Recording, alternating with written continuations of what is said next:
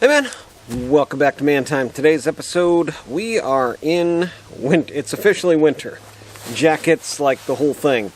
So in wintertime, I do my maintenance. As soon as I get that last cut of hay up off the ground, it's going to town on maintenance. And I just got done servicing my Mahindra. Now I'm servicing my Ford 555 backhoe. Let's get into it. Welcome to Man Time.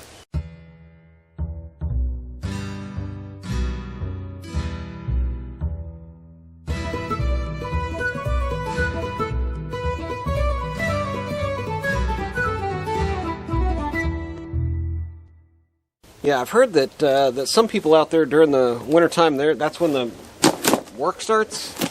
Not for me. Wintertime is maintenance time for me. So I've got the oil changed on this, and man, it sure is nice. They see, back in the day when they made equipment to last, they made equipment to be repairable. And for instance, on this Ford 555 backhoe, they put the drain plug on the side of the engine. The side. So I grabbed my 20 volt impact, the right size socket, went bring, and popped it out, and out comes oil, and we're changing oil, just like that. The Mahindra, they did not engineer that well. So I think they designed it for the two-wheel drive version and didn't take into account the four-wheel drive was just kind of an afterthought. Well, it's got a front drive shaft that runs right under the engine, and then it's got a cover right over that drive shaft, and beyond that cover is the drain plug. So you've got to take this ridiculous drive shaft cover off of there, which has like bolts that are way too long that you can't get a socket on, and then you're finally able to get that cover off and finally able to get the drain plug off. But here we go. This is our new filter. This is the second time I've gotten this filter. The first time I went to the dealer and said I need both air filters for a Ford 555. I go to put it on there, and it's the wrong size. It's like twice the size of this, right? It's like huge in diameter and about 4 inches too long. Same with this one. And that's after you go through all the trouble of getting this stuff out of there. So, word to the wise there, and what I like to do, in my phone I've got each vehicle, and I've got the oil filter type, air filter type, so on and so forth. It's got the number right on there for the C&H is kind of the Ford, brand now. Made in Mexico, of course, like I said, everything's made. You want to know something weird? So I was at Tractor Supply the other day, and I saw this Carhartt jacket, and they were having a sale for like $100, and I don't know, it was ridiculous. I thought they were having like $100 off sale. It was like $100 and I don't know, $20 on sale. Look at where we're making Carhartt now. So there you go. If you want to buy Made in America from American brands, you really got to look close at what you're buying. And I'm really confused because, it's the same high quality materials, right? The labor down there isn't that much cheaper. So why are we going to Mexico? Honestly, I think the jacket was probably like $100 cheaper. There's no way the margins stayed the same. These corporate guys these days, they don't know a thing about a thing.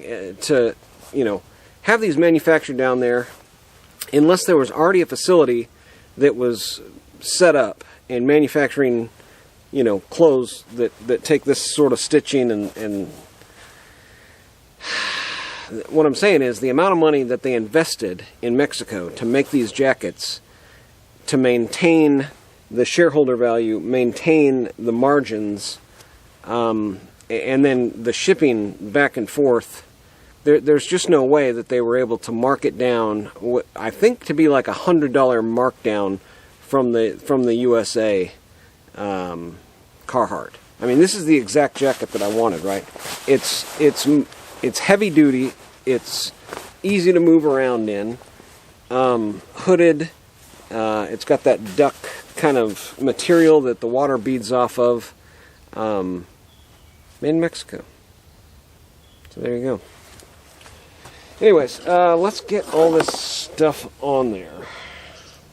We can do it in we don't have to, let me show you on the tractor.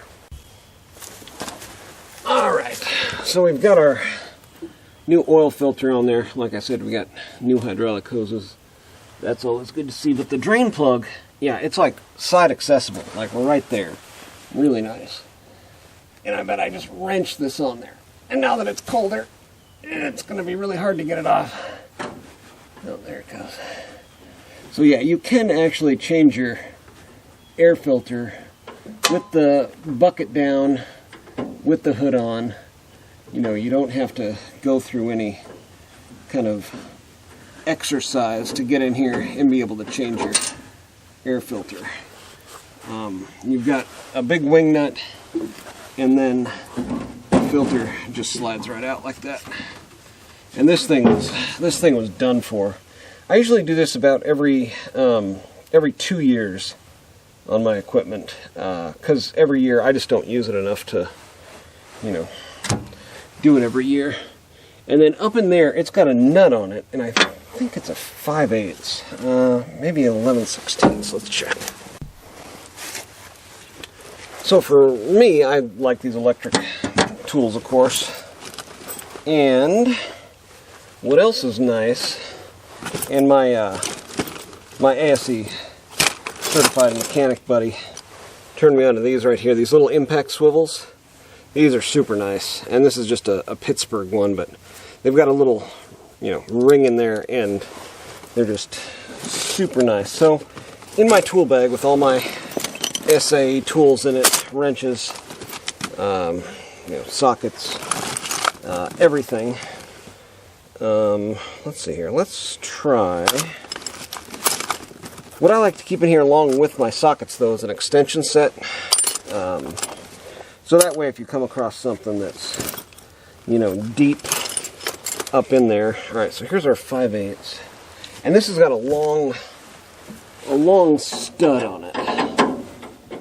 Yeah, it is 5/8. Okay, so what I'm thinking I'm going to need is like probably this with that, and then I've got this, which may work.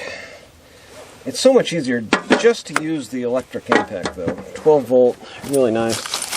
So let's see if I've got a long extension in here. And if I don't, that's telling me that I need to go buy another extension set. Nope, I do. There it is. Yeah, so I try to keep an extension set in both of my SAE and metric setups. And you can put that, you know, that swivel, sometimes it's handier down here, sometimes it's handier up here.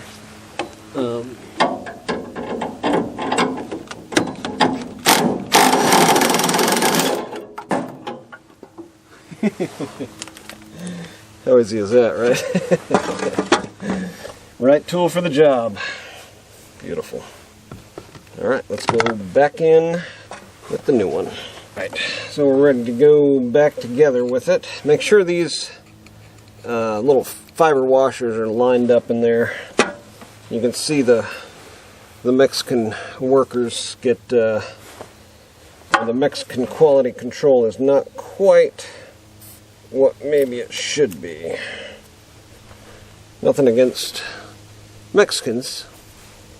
Just because it's made in Mexico means Mexicans made it, right? Anyways, make sure those are lined up. They may not be. Not that your American ones would have been, but products made by Americans then would have the Americans responsible for the quality, where now they don't.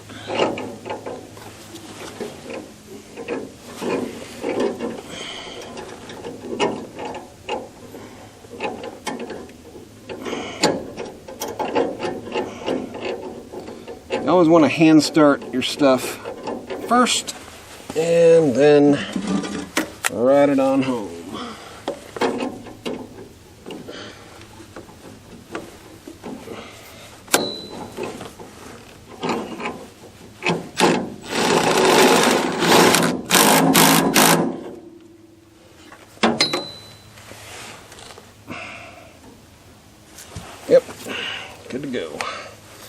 Just want to not make sure to tighten that down too much to where it's going to deform the filter.